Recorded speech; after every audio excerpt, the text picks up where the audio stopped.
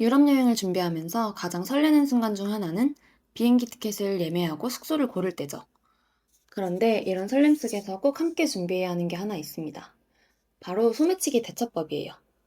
저도 처음에 유럽에 갔을 때는 설마 나한테 그런 일이 일어날까 싶었는데 공항에 도착하자마자 바로 그런 순간이 찾아왔어요. 티켓 발권기에 집중하고 있었는데 갑자기 담배 냄새가 확 풍기면서 어떤 아저씨가 제 등 뒤로 다가온 거예요. 순간 이상한 기분이 들어서 가방을 몸에 꼭 붙였더니 아저씨가 슬쩍 뒤로 물러나면서 멀찍이 앉아서 저를 지켜보고 있더라고요. 순간적으로 아, 이게 말로만 듣던 소매치기구나 싶어서 급하게 가방을 챙기고 자리를 벗어났던 기억이 있어요. 실제로 유럽에서는 정말 다양한 수법으로 여행자들의 소지품을 노려요. 가장 흔하게 당하는 장소는 대중교통입니다. 특히 지하철 문 근처에서 일어나는 수법이 많은데요. 문이 닫히기 직전 그 짧은 순간 지갑이나 핸드폰을 빼앗고 바로 내리는 방식이에요. 그래서 문 근처에 설 땐 가방을 꼭 몸 앞에 두고 지퍼는 반드시 잠가두세요. 또 하나 많은 여행자들이 겪는 수법이 바로 군중놀이, 일명 크라우딩입니다. 3명에서 5명의 사람들이 일부러 몸을 밀착시키면서 자연스럽게 둘러싸고 그 틈에 누군가 지갑이나 가방을 여는 방식이에요. 이들은 일부러 붐비는 시간대나 혼잡한 구역을 노리기 때문에 지하철 문 앞이나 에스컬레이터, 관광지 입구 등에서 자주 발생합니다. 이럴 때는 갑작스럽게 사람들이 가까이 다가오면 바로 거리를 두고 몸을 틀어서 빠져나가는 게 가장 좋습니다. 또한 가방은 항상 몸 앞으로 메고 지퍼는 잠금 상태로 유지하는 습관이 중요합니다. 티켓 자판기 앞에서 일어나는 범죄도 많아요. 도와드릴게요 하고 다가오는 친절한 현지인이나 그 뒤에는 공범이 숨어있는 경우가 대부분입니다. 저는 이럴 때 반드시 괜찮다고 단호하게 말하고 제 뒤에 있는 가방이나 소지품이 안전한지 꼭 확인해요.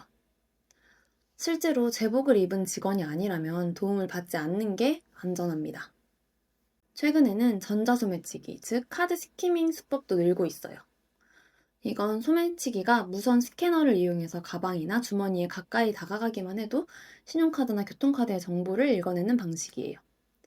지갑을 꺼내지 않아도 RFID, 전자 신호가 스캔되어서 결제가 이뤄지거나 카드 정보를 탈취할 수 있어요. 특히 공항이나 지하철, 관광지처럼 사람이 많은 장소에서 자주 발생합니다.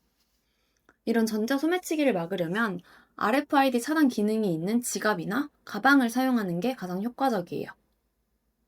요즘은 여권 케이스나 크로스백에도 RFID 차단 포켓이 내장된 제품이 많아서 실제로 여행 중에도 안심하고 사용할 수 있어요. 가방을 절단해서 훔치는 수법도 정말 교묘해요. 예쁜 미니백이나 얇은 천 소재 가방은 칼로 살짝만 베어도 안에 있는 지갑이나 여권이 쏙 빠지거든요.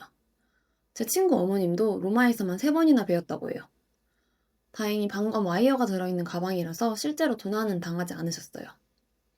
그 이후로 저는 여행용 가방은 꼭 방검 기능이 있는 크로스백으로 선택해요.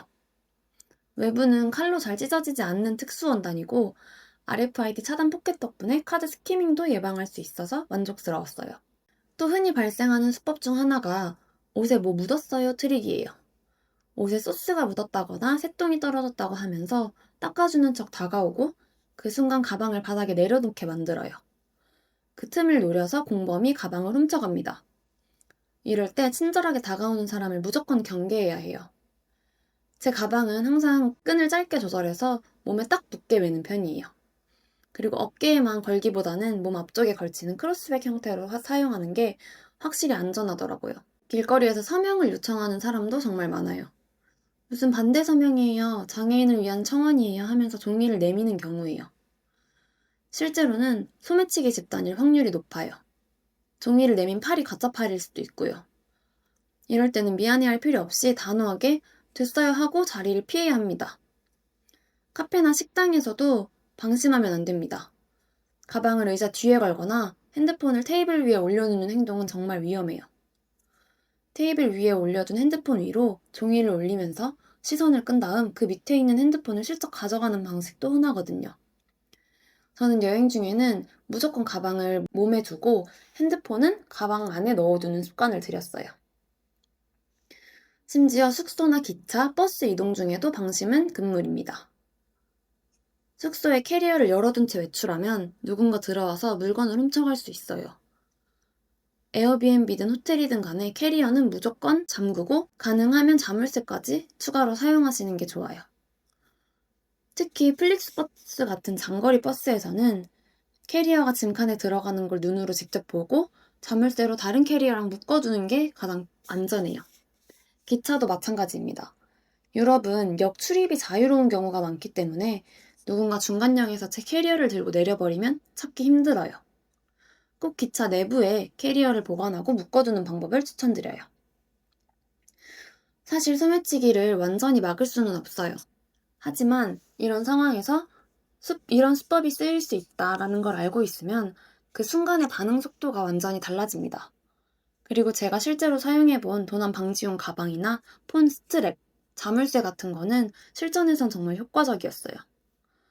지금도 도난 방지 가방은 데일리백으로 쓰고 있을 정도로 튼튼하고 가벼워요. 여행은 즐거워야 하잖아요.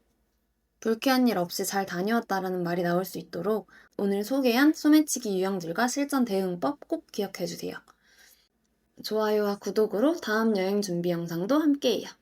안전하고 즐거운 여행 되세요.